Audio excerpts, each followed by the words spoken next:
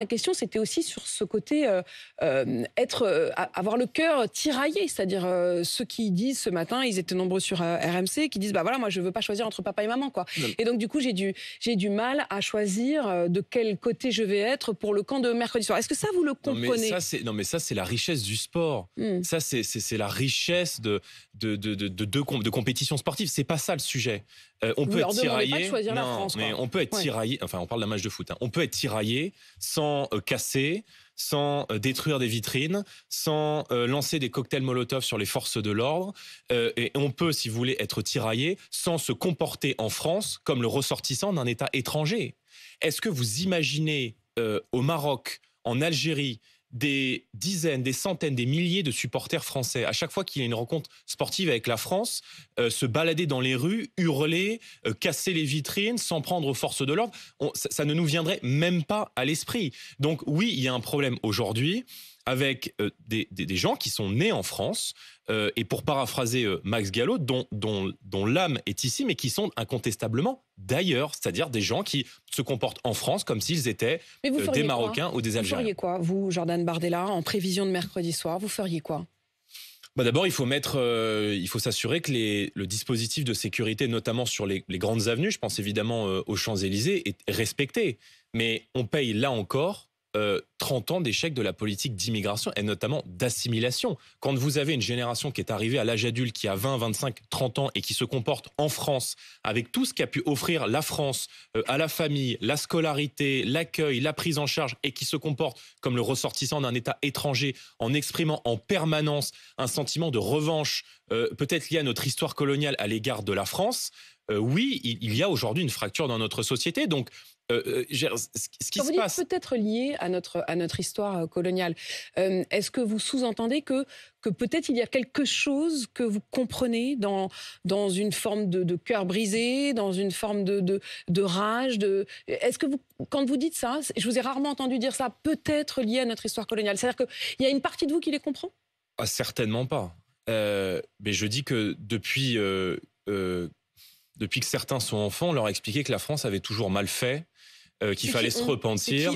Bon, ce sont les manuels scolaires, ce sont un certain nombre d'enseignants, ce sont une grande partie de la classe politique, notamment à gauche, SOS Racisme, le Parti Socialiste, qui a enfermé ces Français issus de l'immigration dans une repentance communautariste et dans une haine à l'égard de la France. Vous savez, Alain Finkielkraut, dans L'identité malheureuse, parle de l'oïkophobie, c'est-à-dire la haine de la maison mère. Or, on a biberonné aujourd'hui toute une génération de Français issus de l'immigration à la haine de la France, à la haine de la République française.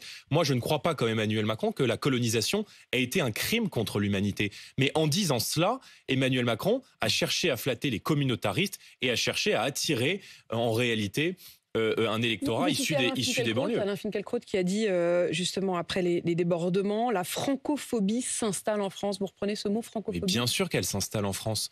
Quand vous voyez qu'il y a des quartiers entiers, il faut aller lire ce qui a marqué sur les murs d'un certain nombre de cités en France. Quand des policiers sont attaqués tous les jours, je rappelle qu'il y a une agression gratuite toutes les 44 secondes dans notre pays et que toutes les 20 minutes, un policier est blessé dans notre pays en France. C'est pas le policier en soi qui est blessé, c'est pas le père ou la mère de famille, c'est la France qui est attaquée, c'est la République française qui est visée. Et donc je pense qu'il faut faire évidemment respecter la France. Et ça passe incontestablement par l'arrêt de cette immigration massive qui est menée dans notre pays depuis 30 ans et qui en réalité en 30 ans a fragmenté complètement notre pays. Et en même temps, quand je vous écoute, Jordan Bardella, ou quand je vous lis plus précisément, et en l'occurrence quand je vous lis sur Twitter, je me dis que vous leur faites pas beaucoup de place et que vous êtes un peu ingrat. Quand vous voyez quand même un Tchouaméni, parce qu'un Tchouaméni qui a quand même marqué un but magnifique, premier but de l'équipe samedi soir, et vous n'avez pas un mot pour lui, c'est-à-dire qu'après le match vous dites merci Olivier Giroud, merci Didier Deschamps, merci l'équipe de France, on est en 2000, l'aventure continue. Non mais Madame de Malherbe, je ne suis pas journaliste sportif. J'ai remercié toute l'équipe de France, son sélectionneur, et j'ai fait une petite mention spéciale. Et j'ai fait une petite mention spéciale à Olivier Giroud parce que Olivier Giroud a été, de l'avis de tous les commentateurs, il est celui qui a mis le but décisif. Mais je félicite tout le monde. Et quand c'est Kylian Mbappé qui met un doublé face à la Pologne, eh bien mon tweet et ma mention spéciale va à Kylian Mbappé. Moi, je suis pour. Donc c'est vraiment complètement par hasard qu'il n'y a pas Aurélien Tchouaméni qui est. Oui, à moins que vous me prêtiez je sais pas, des pensées subliminales. Je me dis, il y a deux buts, moi, c'est vrai que vous en choisissez un des deux. Quoi. Oui, parce que c'est le buteur décisif. Tous les commentateurs sportifs le disent d'ailleurs. Tchouaméni est aussi commis aussi une faute qui a entraîné un penalty. Mais si vous voulez, je pense que ce qu'on vit en ce moment aujourd'hui avec la Coupe du Monde, c'est aussi une parenthèse dans la vie des Français. C'est-à-dire dans un contexte qui est de plus en plus difficile, où les gens ont de plus en plus de mal à boucler les fins de mois, à boucler les factures d'énergie. C'est vrai que cet enthousiasme qui est créé par l'équipe de France, c'est évidemment une parenthèse agréable dans la vie des Français. Et moi, j'espère évidemment que nous allons remporter cette Coupe du Monde.